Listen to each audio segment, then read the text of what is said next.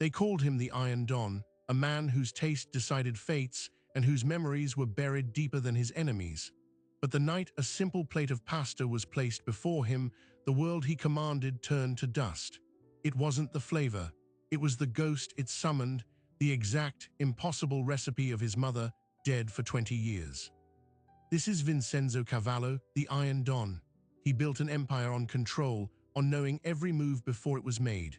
But he could never control the memory of her, the scent of her kitchen, the taste of her love. So when it appeared on his plate, prepared by a stranger, one question swallowed all others. Who is she, and how could she possibly know? The cook just smiled, warm and innocent, unaware she hadn't served a meal. She had detonated a ghost. Vincenzo Cavallo did not taste the pasta. He inhaled a memory, the precise balance of toasted pine nut and lemon zest against the rich undertone of guanciale fat. The way the pecorino melted into the hot pasta water to form the sauce just so. It was a culinary fingerprint, unique and intimately known. His fork clattered against the fine porcelain. The dining room of his private club, Il Nido, fell into a silence thicker than the storm clouds gathering outside. His consigliere, Marco, mistook the gesture for displeasure. Don Cavallo, is the dish not to your standard? I will have the new chef reprimanded immediately. Vincenzo held up a single hand, his eyes never leaving the plate. The chef, bring her to me, now. This was no accident.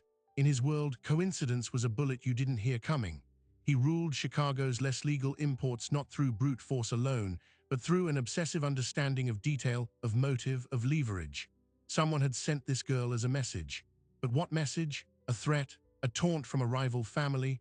Or something far more unnerving, a piece of his own soul served back to him on a $20 plate? Her name was Elena Rossi. She stood before his table, wiping her hands on a clean kitchen towel, her auburn hair tucked under a bandana. She was young, late 20s, with the focused calm of a skilled artisan, not the nervous tremor of an assassin. Don Cavallo, she said with a respectful nod. Is everything all right? Where Vincenzo began, his voice dangerously soft. Did you learn to make this dish? Elena blinked, a flicker of confusion crossing her features. It's my nonna's recipe, sir, from the old country. I've been making it since I was a child. Your nonna, Vincenzo repeated. What was her name? Lucia, Elena said. Lucia Cavallo. The air left the room. Lucia Cavallo, his mother's name, a common enough name in Naples, perhaps, but paired with this recipe, the statistical probability was zero. It was an impossibility wearing a white chef's coat. Vincenzo leaned forward, the oak of the table creaking under his weight. Look at me, girl. She met his gaze, her hazel eyes clear, searching his. He saw no girl there, only a mild concern for having upset a patron. This was the most dangerous kind of player, one who didn't know they were on the board. You are hired, he stated flatly. You will be the private chef for my household. You start tonight. Marco, see to it. Elena's eyes widened. Sir, I have a position here at Il Nido. You had a position, Vincenzo corrected, standing. Now you work for me, your things will be fetched. Is this understood? The unspoken command hung in the air. Refusal was not an option. Elena, after a tense second, nodded slowly. Yes, sir, thank you, sir. As Marco led her away, Vincenzo sank back into his chair, staring at the half-eaten plate, the pasta della memoria. His mind catapulted back 40 years to cramped, warm kitchen smelling of garlic and damp wool, his mother humming, her hands moving with a poverty-born grace. Remember this, Vincenzo, she'd say, her voice threaded with a sadness he was too young to understand. This taste is home. No matter how far you go or what you become, this will always bring you back to me. He had left. He had become something she would have wept to see. And she had died of a sudden fever when he was 28, taking the tactile memory of her hands, the sound of her laugh with her. All that remained was this taste. And now, a stranger possessed it. That night, in the stainless steel silence of his estate's professional kitchen, he watched her work. Every movement was studied. The way she salted the boiling water, a specific three-fingered pinch. The way she reserved a cup of pasta water before draining. The order she added ingredients to the pan. It was a perfect mirror, not a similar recipe, a replica. You are from Palermo, your application says, Vincenzo said, leaning against the doorway, a glass of Amaro in his hand. Elena jumped slightly, then nodded. Yes, sir, I moved to America 5 years ago, culinary school in New York, then here. Your family's still in Sicily? Her stirring slowed. No, sir, it's just me. My nonna passed when I was 16, my parents earlier. An orphan, a narrative with no witnesses, no one to verify her story. Convenient. And this nonna, this Lucia, Vincenzo pressed, stepping into the room. The kitchen felt both alien and intimately familiar with her in it. She raised you. She did. A soft, genuine smile touched Elena's lips. In a little house by the sea, she was a wonderful cook. She said food was memory made edible. A direct echo of his mother's philosophy, the coincidence was now a screaming siren in his mind. This was not an attack from a rival syndicate. This was something else, something that bypassed all his defenses and struck at the core of who he was. Over the next week, Vincenzo's obsession grew. He had Marco run a deep background check. Elena Rossi's paperwork was flawless: birth certificate, school records, immigration forms, too flawless. In his experience, only fables were seamless. Real lives had cracks, inconsistencies, hers read like a well-written fiction. He began to engineer reasons to be near the kitchen. He'd request midnight snacks or simply sit at the breakfast bar with paperwork watching her. He learned her rhythms. She listened to old Italian opera while she prepped. She treated every vegetable with a reverent focus. She was, by all observable metrics, exactly what she appeared to be: a talented, dedicated, slightly lonely young chef. And that was the problem, because what she appeared to be was impossible. The first fracture in her story appeared on a Thursday. He came down for a glass of water, finding her asleep at the kitchen table, her head resting on an open recipe journal. He moved to wake her, but his eyes caught on the open page. It wasn't a recipe. It was a sketch, a detailed pencil drawing of a woman's hands kneading dough. The hands were wrinkled, strong, with a distinctive scar across the left thumb. Vincenzo's breath caught. His mother had a scar exactly like that, from a childhood accident with a fishing knife, a private detail never photographed. He reached out, his own hand trembling slightly, and turned the page of the journal. Maury's sketches, the specific pattern of tiles from their old Naples kitchen, the silhouette of the ancient espresso pot she used, and on the final page, a phrase written in elegant, looping script: per ricordare chi era prima di tutto, to remember who she was before everything. This was no simple recipe collection. This was an archive, a study. Elena stirred, her eyes fluttering open. She saw him standing over her journal, saw his expression, all the color drained from her face. In that unguarded moment, he didn't see a harmless cook. He saw a ghost of his own past, staring back at him with a look of pure, undisguised terror. She shot to her feet, snatching the journal and clutching it to her chest. "I can explain," she whispered, but the words were hollow, panicked. Vincenzo said nothing. He simply stared, the quiet of the mansion pressing in around them. The investigation was over. The passive observation was done. He had caught the ghost in the act of remembrance.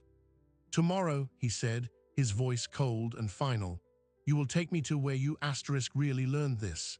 You will show me every document, every photograph, every clue that led you to my mother's kitchen, and you will tell me who sent you to dig up a past I buried decades ago." He turned and walked out, leaving her standing in the pale light of the range hood. The hunt was no longer about a dish. It was about a theft. Someone had stolen the most vulnerable piece of his history and planted it in his home. And as he climbed the stairs, a darker, more terrifying question began to form. What if she wasn't planted?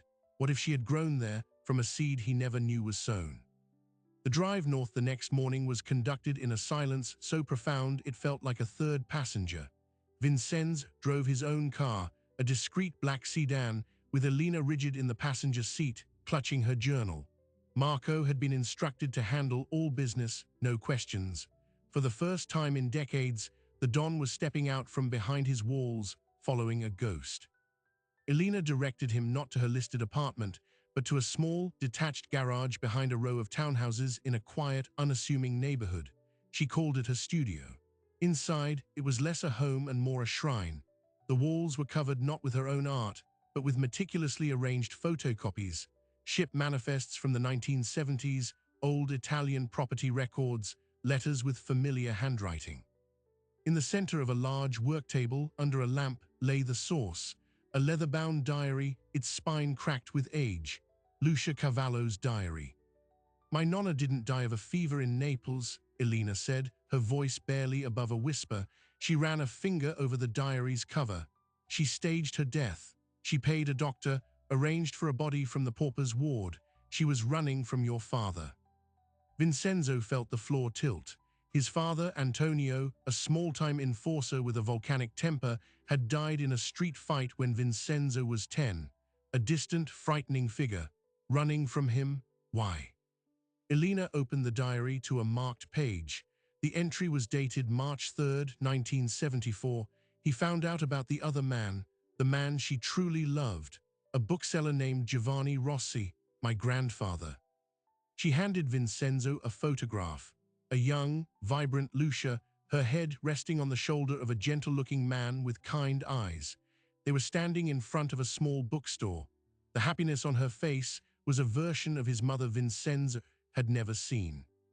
"The pregnancy was a scandal," Elena continued. "My father was born 7 months after she disappeared from Naples. She took his surname, Rossi. They built a quiet life in a coastal village in the north. She never stopped looking over her shoulder, terrified Antonio's old friends, or the son who grew up to be just like him, would find her and take her back, or take revenge." Vincenzo absorbed the words like physical blows. His entire history, the foundational grief of his life, was a lie.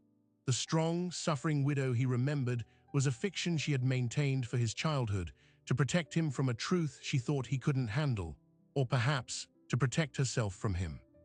"So you are her granddaughter, my niece." The word felt foreign, dangerous on his tongue. "Half-niece," Elena corrected softly.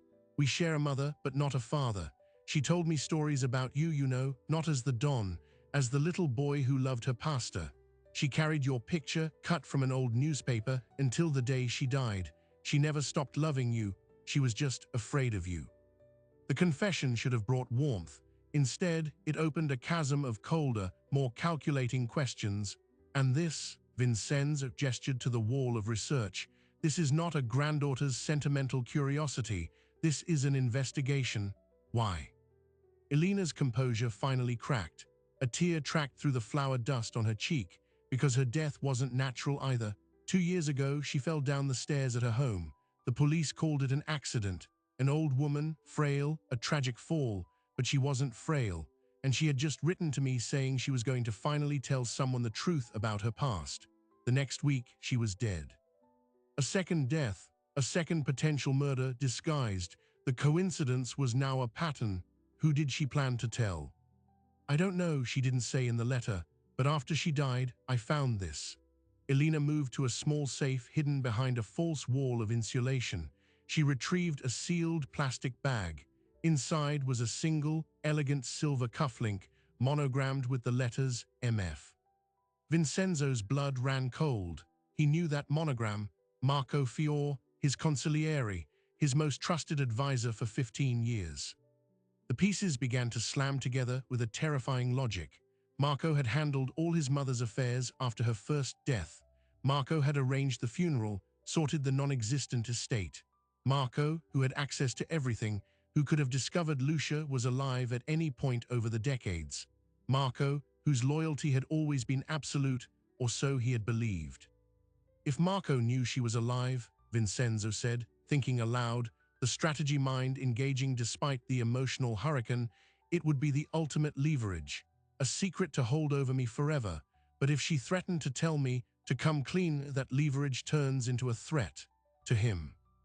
Elena nodded, her eyes wide with a fear that was no longer just for herself. "I came to Chicago to find out. I got the job at Il Nido because it was your club. I needed to get close, to see the man she feared, to see Marco, to understand. I didn't plan to cook that dish. It was a mistake, a moment of homesickness. But when you tasted it, when you recognized *it, I knew I had stumbled into the heart of it."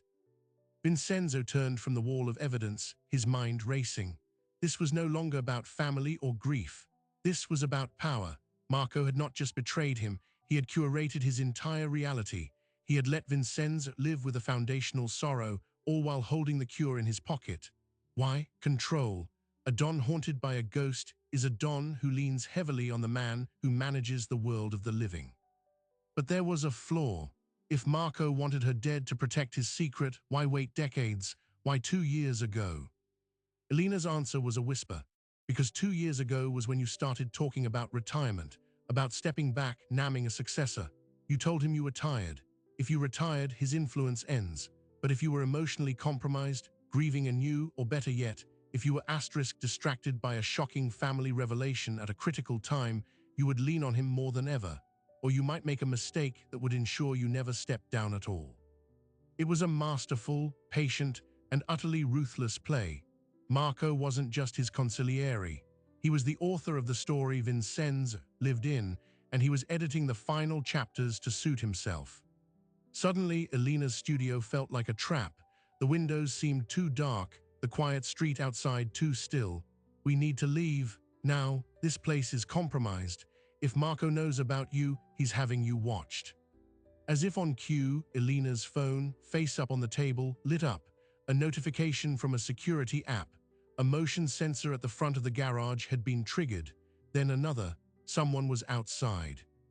Vincenzo moved instantly, killing the main lamp and plunging the room into grey gloom from the high windows.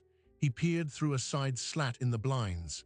Two men in dark jackets were positioned at the mouth of the driveway, not approaching yet, but clearly waiting, blocking the exit.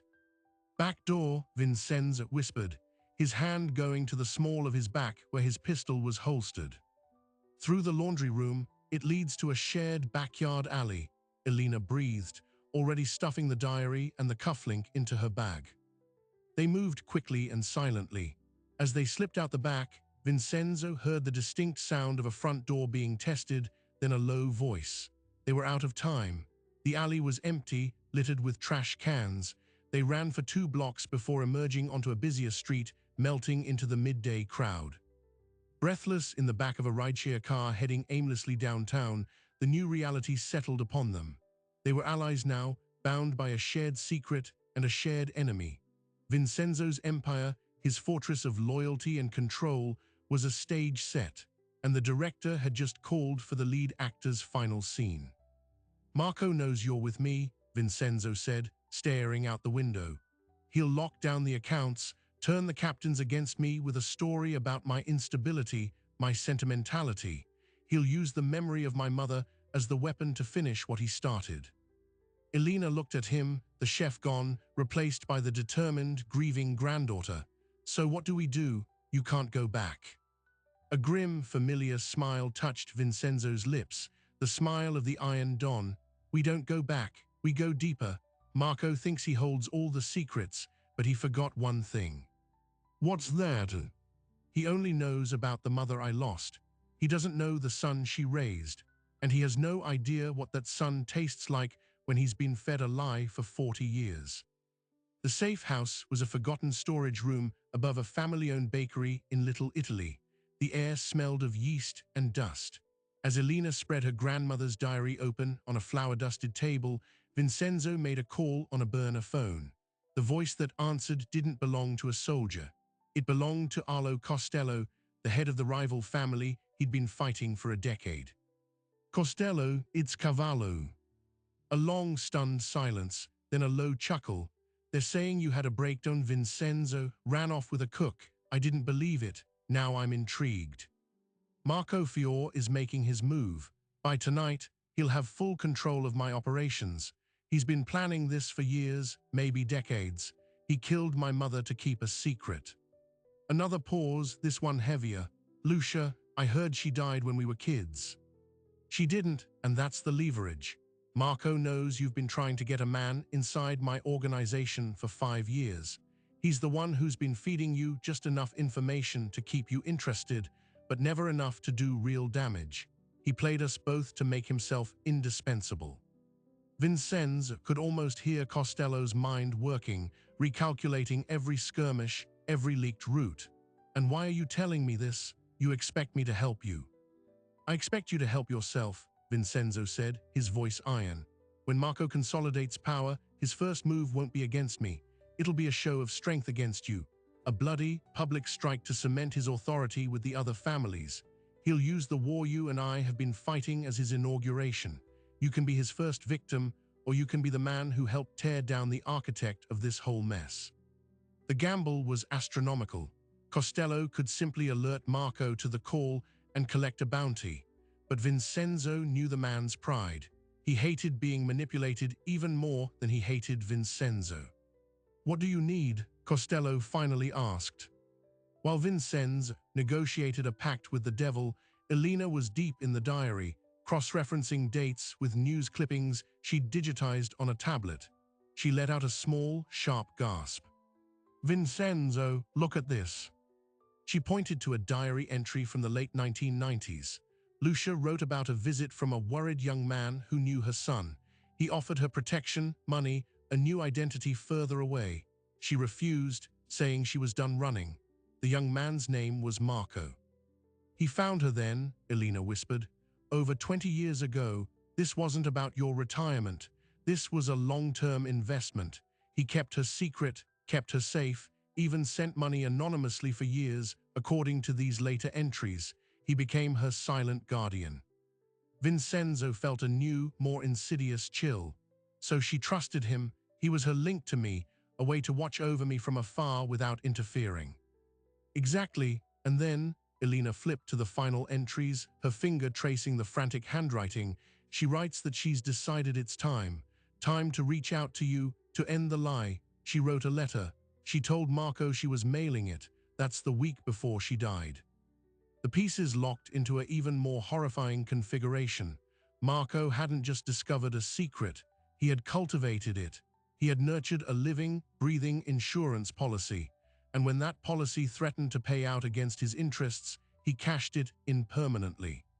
The letter, Vincenzo said, it never arrived. Marco would have intercepted it, Elena concluded, but he couldn't intercept her will. She must have told him she'd made copies or told someone else. That's why he needed to search her house. That's why he left in a hurry and dropped his cufflink. A new, urgent question erupted.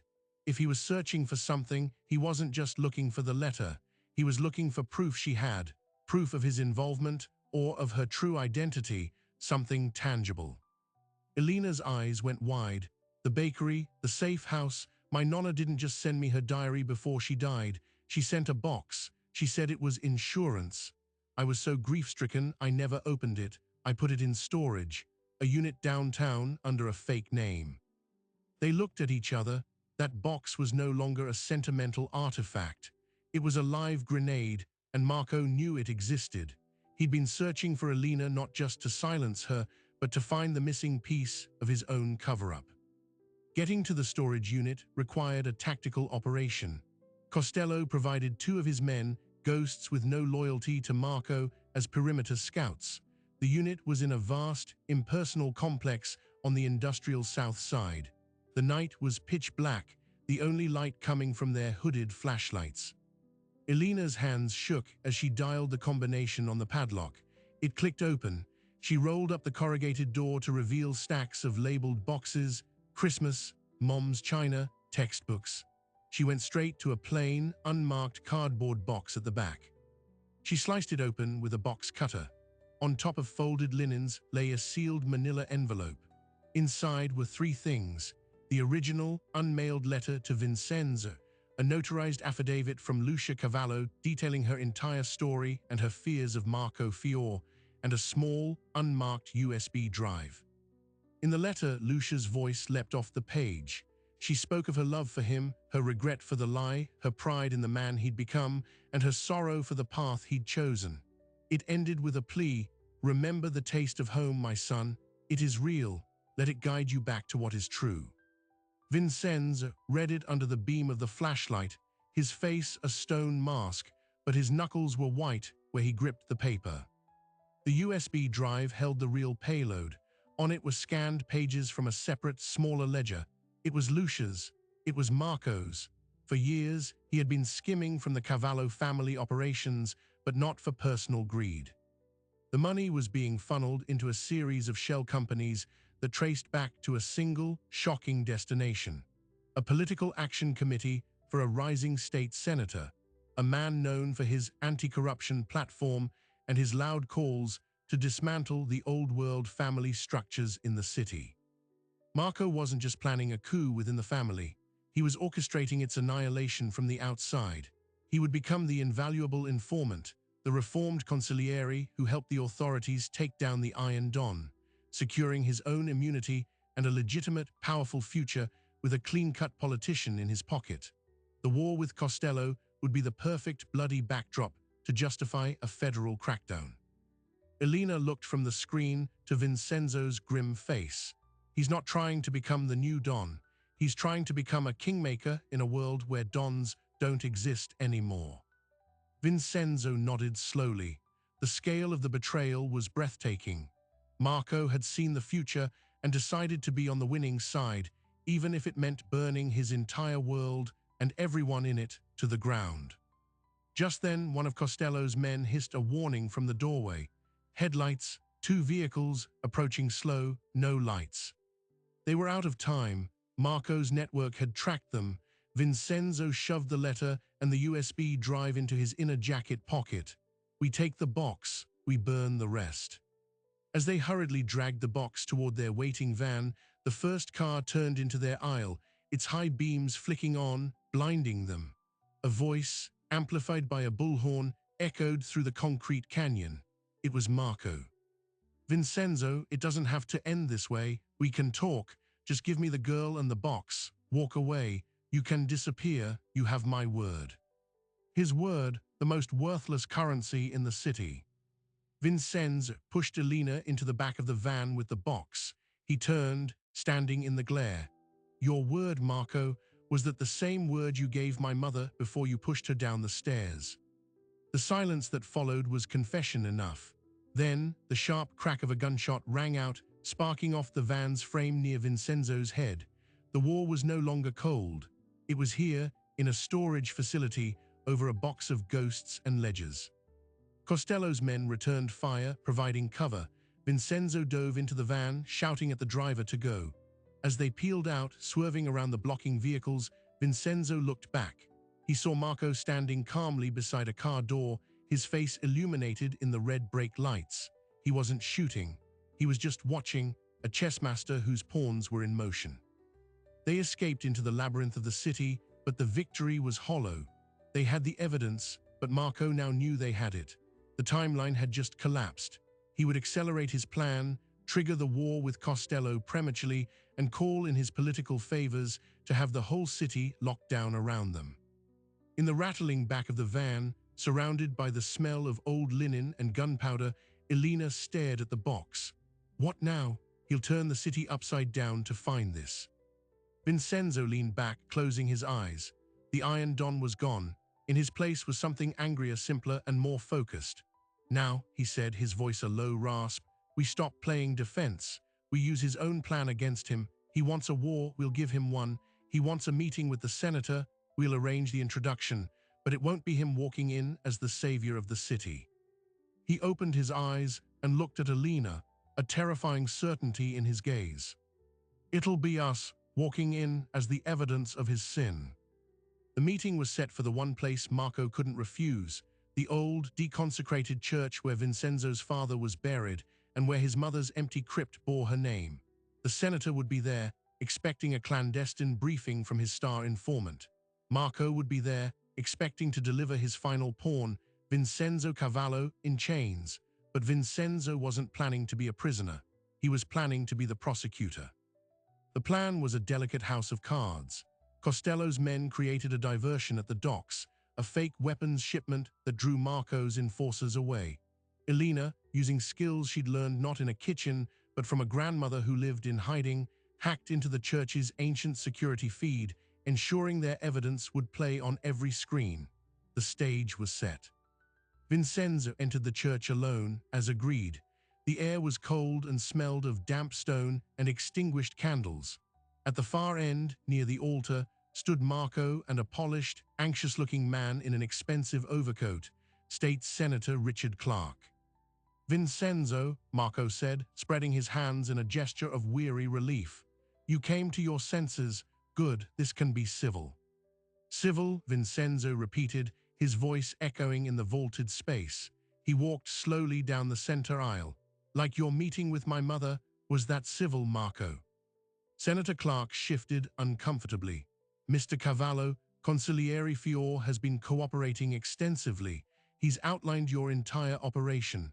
Your surrender will be seen as a positive step. Vincenzo didn't look at the senator. He kept his eyes locked on Marco. He's outlined asterisk and asterisk operation, the one he built to fail. Did he tell you about the other ledger senator, the one that shows he's been funding your campaign for 3 years with stolen money, that your anti-corruption platform is financed by the very man you're shaking hands with? Clark's face went slack. What is he talking about, Marco? Marco's calm facade flickered. He's desperate, Richard, lies from a cornered animal. Are they? Elena's voice rang out clearly. She stepped from the shadows of a side chapel, a tablet in her hand. On it, the scanned pages of Marco's secret ledger were displayed, followed by the scanned affidavit from Lucia Cavallo. She walked to the senator and handed him the tablet. The wire transfers, the shell companies, all leading back to your campaign fund. And this is the statement from Lucia Cavallo, who Marco murdered to protect this secret. Her notarized signature is dated 2 days after her so-called accident. As Clark scrolled, his face pale, Marco made his move. He reached inside his jacket, but Vincenzo was faster. In 2 strides, he was on him, grabbing Marco's wrist and twisting it until a small, snub-nosed pistol clattered to the stone floor. He slammed Marco against the wall next to his mother's crypt, the impact echoing like a gunshot. You kept her from me, Vincenzo snarled, his face inches from his former friend. You let me mourn a ghost while you played guardian angel from the shadows. You took the one pure thing in my life and turned it into a weapon. Why? For this? For a suit and a political pat on the head. Marco pinned, spat out a bitter laugh. For a future, you blind old man. This empire of yours is a rotting dinosaur. The future is clean hands and legal power. I was saving us. I was going to give you a way out too, once you were broken enough to listen. You killed my mother. I tidied up a loose end, Marco shouted, his composure shattering. A sentimental old woman who wanted to ruin everything with the truth. She had her second chance. She gave up the right to you when she walked away. That was the moment the senator finally understood the depth of the sewer he'd stepped into. He was holding evidence of murder, conspiracy, and campaign fraud. His career was over if this came out. Vincenzo released Marco, letting him slump against the wall. He turned to the senator. You have a choice, Clark. You can leave here with Marco, try to spin this, but we have copies. Or you can leave here alone. You can hold a press conference tomorrow. You can announce you've been the victim of a complex fraud orchestrated by a criminal seeking to infiltrate your office. You can be the man who, with the help of an anonymous source, uncovered it. You'll be humiliated, but you might survive. Maybe even be seen as honest. Clark looked from the damning tablet to Marco's furious face to Vincenzo's impassive one. The calculation in his eyes was transparent. Self-preservation won. He straightened his coat, handed the tablet back to Elena, and without another word, walked quickly down the aisle and out of the church. Marco stared, betrayal etching his features. You're letting him walk. I'm letting him run, Vincenzo corrected. He'll spend the rest of his life looking over his shoulder, knowing what we have. He's not a threat, he's a message. He turned back to Marco. The fight had gone out of the consigliere. He was just a tired, ambitious man who had gambled everything and lost. The families, Marco said weakly, they'll never follow you again after this chaos. Costello will tear you apart. Costello and I have an understanding. The ports are his. In return, he validates my story. You went mad with greed, tried to sell us all out to the politicians, and murdered an old woman. I stopped you. It's clean. It's even honorable. The finality of it settled in the cold air. Marco had been outmaneuvered in every direction. His political escape was gone. His criminal power was gone. All that remained was the consequence. Vincenzo picked up Marco's gun from the floor. He looked at it, then at the man who had been his brother. He thought of his mother's letter, her plea to remember the taste of home, of what was true. Killing Marco here would be justice of a sort, but it would also be the old way, his father's way. He ejected the clip, cleared the chamber, and tossed the disassembled weapon into the shadows. "I'm not going to kill you, Marco." Hope flickered in Marco's eyes, vile and quick. "You're going to live with it. You're going to disappear. Tonight, you have accounts I don't know about. Use them. Go to the other side of the world. And every day, when you look in the mirror, you will see the man who killed the only mother I ever knew for a seat at a table that just kicked you to the curb. That is your sentence." Marco's face collapsed into a mask of utter defeat. A quick death would have been a mercy. This was a life sentence of irrelevance and guilt. He had no words. He simply nodded, a broken puppet, and stumbled out into the night, leaving Vincenz and Elena alone in the silent church. The aftermath was a quiet storm. Senator Clark's shocking revelation of attempted corruption dominated the news for a week. Marco Fior was named as the orchestrator, a shadowy figure now vanished. The official story held. Within the underworld, the message was clear. The Iron Don had cleaned his own house with brutal efficiency and had even made peace with Costello. Respect, tinged with fear, solidified his position anew. A month later, on a bright, cold afternoon, Vincenzo stood with Elena in a small, sunny cemetery overlooking the sea in a quiet Sicilian village. Before them was a simple, well-kept headstone, Lucia Rossi, beloved mother and grandmother. The date of death was the real one. They had flown her remains from the anonymous plot in the north and brought her home to the place she'd found peace. Vincenz placed a single white lily on the grave. He felt a quiet he hadn't known in decades. The ghost was laid to rest. Later, back at the renovated estate in Chicago, the dynamic had shifted. Elena no longer wore a chef's coat in the kitchen. She wore it in the office. Vincenz had kept his word about restructuring. The role of consigliere was abolished. In its place was a partnership.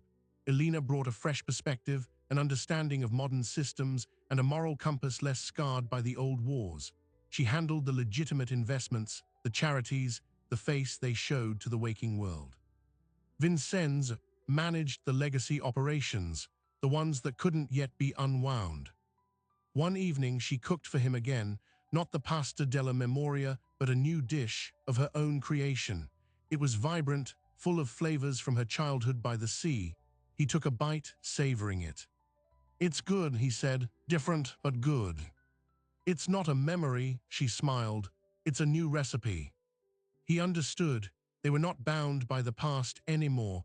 They were building something new from its fragments. As they ate, Elena hesitated, then spoke.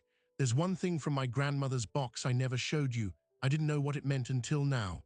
She retrieved a small, sealed envelope from her desk. Inside was a faded Polaroid. It showed Lucia, young, holding two baby boys. One was Vincenz. The other, a toddler with darker hair, was unfamiliar. On the back, in Lucia's handwriting, it read, "My sons, Vincenz and Matteo, taken from me, one by choice, one by force, never forget." Vincenzo stared at the image, his mind reeling. A brother, a half-brother taken by force. The implications spiraled out. Was he in danger? Was this another of Marco's secrets, or a tragedy from his father's time? Elena placed a hand over his. "We don't have to look for him, not unless you want to. Some ghosts might be better left resting." He looked from the photo of a brother he never knew to the woman who had unraveled the greatest mystery of his life and was now helping him build a future. The taste of her new dish was still on his tongue, a promise of things to come, not a relic of things lost. He put the photo down. "One mystery at a time," he said, and for the first time in a long time, it felt like a choice, not a retreat.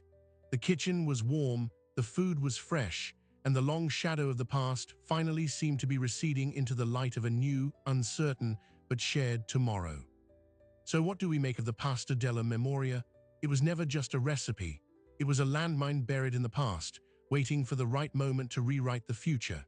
It proved that the most powerful weapon isn't a gun or an empire, but a taste, a sensory key that can unlock prisons of grief and vaults of deception in a single, devastating bite. Vincenzo Cavallo spent a lifetime building walls, convinced strength meant being impervious. But his undoing and his salvation came through the one door he couldn't seal: memory. The Iron Don was melted down not by a rival's bullet, but by his mother's love, served on a plate by a stranger.